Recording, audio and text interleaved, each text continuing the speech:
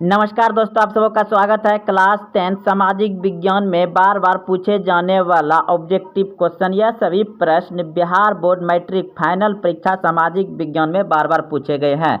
तो देखिए, पहला प्रश्न देख रहे हैं आप। भारतीय कृषि अनुसंधान परिषद की स्थापना की गई थी। भारतीय कृषि अनुसंधान परिषद की स्थापना की गई थी 23 मई 1929 को दिल्ली में। रबी फसल की बुआई कब होती है? रबी फसल की बुआई कब होती है? अक्टूबर नवंबर में होती है। रबी फसल के अंतर्गत आपका आ जाता है गेहूँ, चना, जौ, मटर, सरसों, मसूर, आलू, दलहन, जितने भी होता है सभी रबी फसल के अंतर्गत आ जाता है। और रबी फसल अक्टूबर नवंबर में बोई जाती है। रबी फसल की कटाई, अब रबी फसल जब अक्टूबर नवंबर में बुनी जाती है तो उसका कटाई कब होती होगी? तो मार्च अप्रैल में। रबी फसल की कटाई कब होती है? मार्च अप्रैल में होती है रबी फसल की कटाई। खरीफ फसल की बुआई जून जुलाई में होती है। खरीफ फसल की बुआई जून जुलाई में होती है। खरीफ की फसल आपका आ जाता है धान, गन्ना, तिलहन, ज्वार, बाजरा, मक्का, अरहर, ये सभी जो है खरीफ की फसल है। खरीफ की फसल कब काटी जाती है? तो नवंबर दिसंबर में। खरीफ की फसल की कटाई कब होती है? नवंबर दिसंबर में। अगला प्रश्न देखिए, प्रमुख रबी फसलें। तो अभी तुरंत बताएं आपको प्रमुख रबी फसल क्या क्या होता है। तो रबी फसल जो ठंडी के मौसम में हो, यानी कि ठंडी के मौसम में ज़्यादा कुआसा ओस जो गिरता है उससे वह अंकुरित यानी कि बीज को पैदा होने में जो है कि बहुत ही महत्वपूर्ण साबित होता है। गेहूँ, चना, जौ, मटर, सरसों, मसूर, आलू को खेती के लिए। तो दोस्तों आप सभी समझ गए होंगे कि प्रमुख रबी फसल है गेहूँ, चना, जौ, मटर, सरसों, ये सभी जो है कि रबी फसल है। अगला प्रश्न देखिए, प्रमुख खरीफ फसल। तो खरीफ फसल आता है धान, गन्ना, तिलहन, बाजरा, ज्वार, बाजरा, मक्का, अरहर, ये सभी क्या है? खरीफ फसल है। ये बहुत ही इम्पोर्टेंट प्रश्न है आपका। नगदी फसल जो होता है जो कि तुरंत कटाई के बाद 1-2 दिन के अंदर वह पूरा बिक जाता है, और सभी जो होता है कि इतना जल्दी नहीं बिकता है।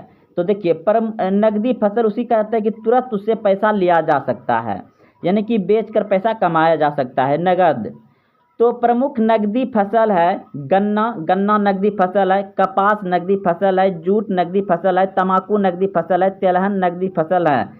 तो यह प्रश्न आपको बिहार बोर्ड मैट्रिक फाइनल परीक्षा में पूछा जाएगा कि इनमें से कौन नगदी फसल नहीं है या इनमें से कौन नगदी फसल है। तो वहाँ आपको 4 ऑप्शन में से एक ऑप्शन इनमें से जरूर रहेगा। भारत में हरित क्रांति का जनक माना जाता है। भारत में हरित क्रांति का जनक माना जाता है। तो भारत में हरित क्रांति का जनक माना जाता है एम.एस. स्वामीनाथन को। भारत में हरित क्रांति का जनक माना जाता है एम.एस. स्वामीनाथन को। भारत में हरित क्रांति की शुरुआत हुई थी।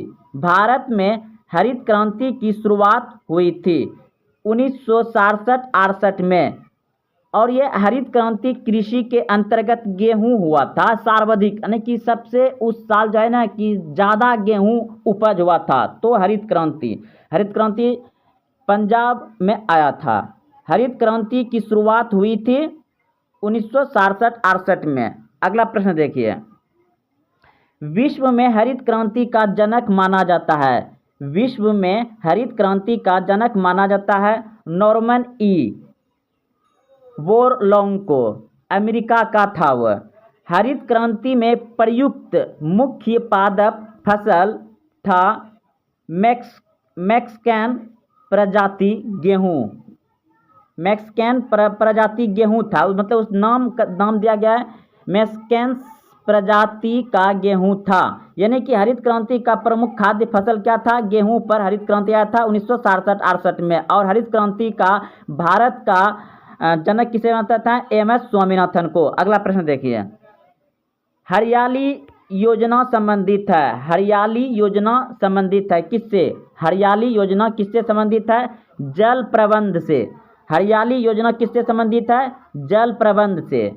सबसे पुराना तेल भंडार, सबसे पुराना तेल भंडार डिगबोई असम में है।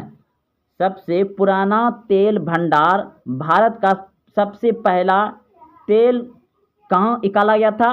तो डिगबोई असम में। भारत में सर्वाधिक तेल शोधन परिष्करण संयंत्र स्थापित हुआ। यानी कि भारत में सर्वप्रथम तेल शोधन परिष्करण संयंत्र स्थापित हुआ डिगबोई 1901 ईस्वी में। डिगबोई 1901 ईस्वी में। देश का पहला लोहा इस्पात कारखाना स्थापित किया गया था 1874 कुल्टी बंगाल में। यानी कि कुल्टी नाम का देश का पहला लोहा इस्पात कारखाना स्थापित किया गया था 1874 में कुल्टी बंगाल में किया गया था। और अगर बात करें Tata iron and steel company की स्थापना 1907 में झारखंड के जमशेदपुर में किया गया था।